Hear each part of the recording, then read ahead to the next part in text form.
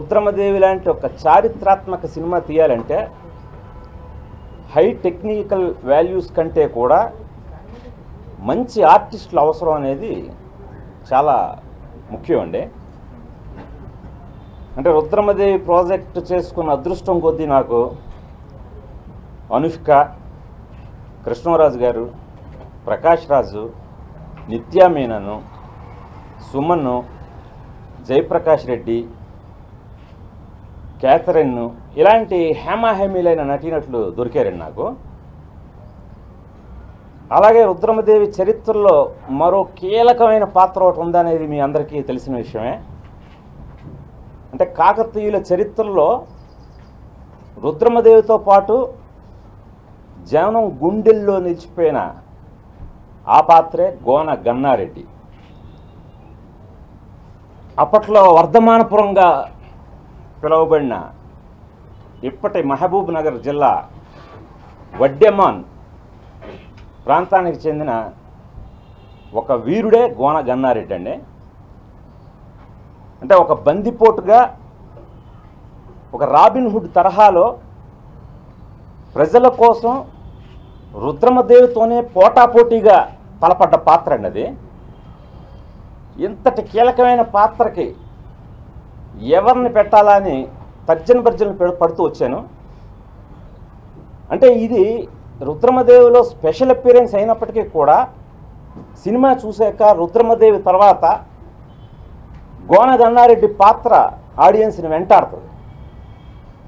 So ఇలాంటి కీలకమైన పాత్రకి ఒక మంచి ఆర్టిస్ట్ దొరకాలి.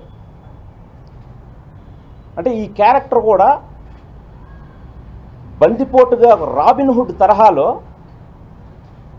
ఒక యూత్ఫుల్గా జనం మధ్య నుంచి జనం కోసం పుట్టిన క్యారెక్టర్ అండి. సో దీనికి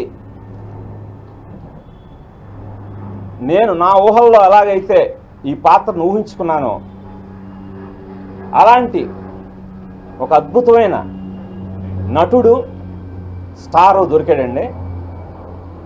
తను మరెవరో కాదు, బాక్సాఫీస్ బరిలో రేసు గుర్రంలా దూసుకుపోతున్న అల్లు అర్జున్. అల్లు అర్జున్ ఈ పాత్రని ఒప్పుకోవడం ద్వారా ఇప్పటి జనరేషన్ కూడా ఒక నాందిగా, స్ఫూర్తిగా నిలబడతాడండి. ఒక పల్నాటి బ్రహ్మనాయుడు అంటే ఒకే ఒక్క నందమూరి తారక రామారావు గారు ఎలా గుర్తుకొస్తారో, ఒక తెనాలి రామకృష్ణుడు అంటే అక్కినేని నాగేశ్వరరావు గారు ఎలా గుర్తుకొస్తారో, తాండ్ర పాపారాయుడు అంటే కృష్ణరాజు గారు ఎలా గుర్తుకొస్తారో, అన్నమయ్య అంటే అక్కినేని నాగార్జున గారు ఎలా గుర్తుకొస్తారో, అల్లూరి సీతారామరాజు అంటే కృష్ణ గారు ఎలా గుర్తుకొస్తారో, గోన గన్నారెడ్డి అంటే అల్లు అర్జున్ తెలుగు సినిమా చరిత్రలో చిరస్థాయిగా గుర్తుండిపోయే పాత్ర ఇదండి. అతను ఈ పాత్రను అంగీకరించడం ద్వారా తెలుగు జాతి చరిత్ర మీద, తెలుగు జాతి సంస్కృతి మీద అతనికి ఉన్న గౌరవానికి నేను ఎంతో ముగ్ధుడయ్యాను. రేపు పొద్దున్న మీ అందరూ కూడా చూసి శహబాష్ అంటారు. గతంలో అల్లు అర్జున్కి నేను ఒక బకాయి పడి ఉన్నాను. అది ఈ సినిమా ద్వారా, ఈ సినిమా ఘన విజయం ద్వారా ఆ బాకీని కూడా తీర్చుకుంటానని మీ అందరి ముందు చెప్తున్నానండి. అలాగే ఈ పాత్ర కోసం ఇప్పటికే అల్లు అర్జున్ గుర్రపు స్వారీలు, కత్తిసాము అన్నీ కూడా శిక్షణ మొదలుపెట్టేశాడండి. జూలైలో తన పాత్ర చిత్రీకరణ మొత్తం పూర్తి చేయడంతో సినిమా పూర్తవుతుంది. ఈ 2014లోనే అనుష్క ప్రధాన పాత్రధారిగా, అల్లు అర్జున్ ప్రత్యేక పాత్రధారిగా రుద్రమదేవి మీ ముందుకు రాబోతుందండి. గోన గన్నారెడ్డి సరసన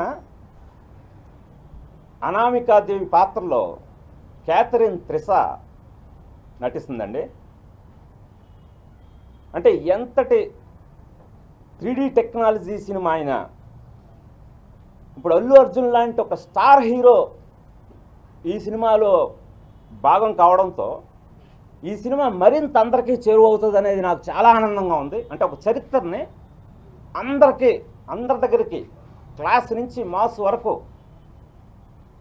తీసుకెళ్ళడానికి వీలైనందుకు, అలాగే నేను ఏదైతే ఈ గోన గన్నారెడ్డి పాత్రలో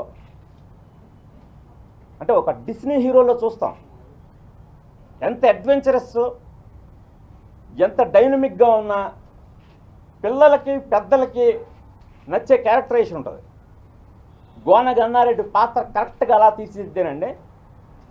మనకి యూత్ ఐకాన్గా బన్నీ ఈ పాత్రకి 100% సరిపోతాడండి.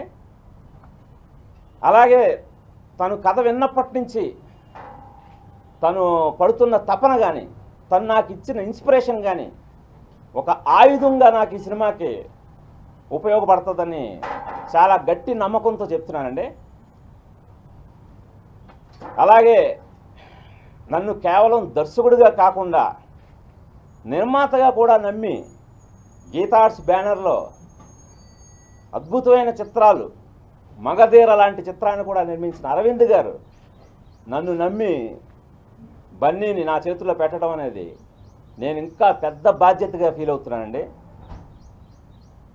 అలాగే ఈ సినిమా ఒక దర్శకుడుగా గుణశేఖర్ అనబడేవాడు ఒక చారిత్రాత్మక కథ తీస్తున్నాడు అని మిగతా నటీనటులేంటి, తోటి టెక్నీషియన్స్ ఏంటి చాలా సహకరిస్తున్నారండి. ఈ సినిమాకి పనిచేస్తున్న వాళ్ళే కాకుండా త్రివిక్రమ్ శ్రీనివాస్ లాంటి దర్శకులు కూడా అరే ఆ సినిమా కోసం పర్వాలేదు ఒక 10-15 రోజులు మనం కొంచెం అటు ఇటుగా అడ్జస్ట్ చేసుకుందాం అని ముందుకు రావటం నాకు నిజంగా చాలా చాలా ఆనందంగాను చాలా కృతజ్ఞతగా ఉందండి. సో ఈ రోజున మీ అందరికీ అల్లు అర్జున్ గోన గన్నారెడ్డి అనే విషయాన్ని చెప్పడం కోసమే మిమ్మల్ని ఎలా కలుసుకున్నానండి. మళ్ళీ తొందరలో మరిన్ని విశేషాలతో మీ ముందుకు వస్తానండి. థ్యాంక్ యూ, నమస్తే.